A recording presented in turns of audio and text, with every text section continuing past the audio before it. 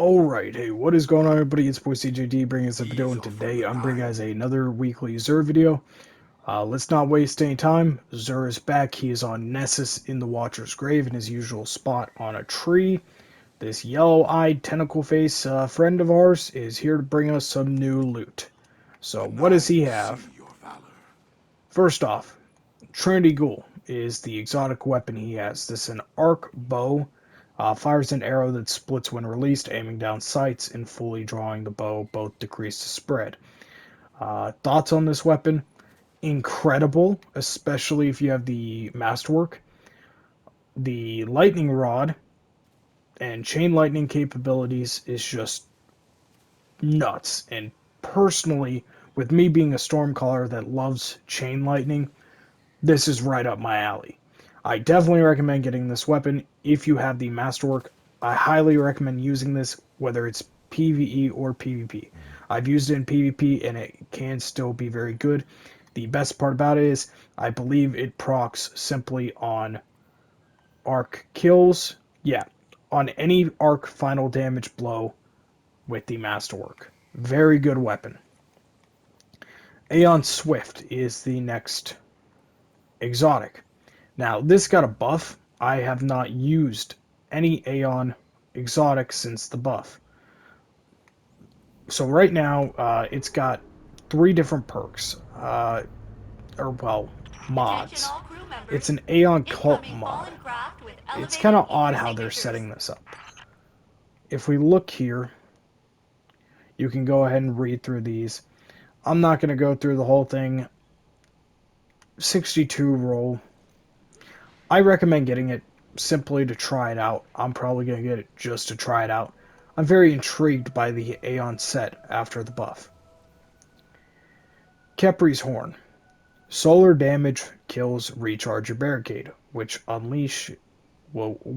unleash a blast of solar energy when summoned. So this is directly barricade tied. The resilience stat buff or stat bonus is the barricade recharge rate. That being 8 is solid. You could bump that up to 18 and push it to 20 with a masterwork. You'd like to see that as one of the top 3, but I really like this roll. It is a 65. It is one of the higher end exotic rolls. So that being at 8, still good. I like the exotic. Sanguine Alchemy. Now, this exotic used to be very good for Trials, back when Trials had no radar.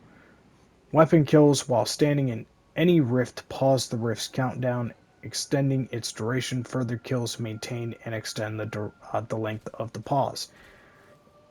They changed the perk on this a while back, I believe, because before it was you could... it had something to do with the rift, and then you could also detect enemies coming towards you from a certain radius.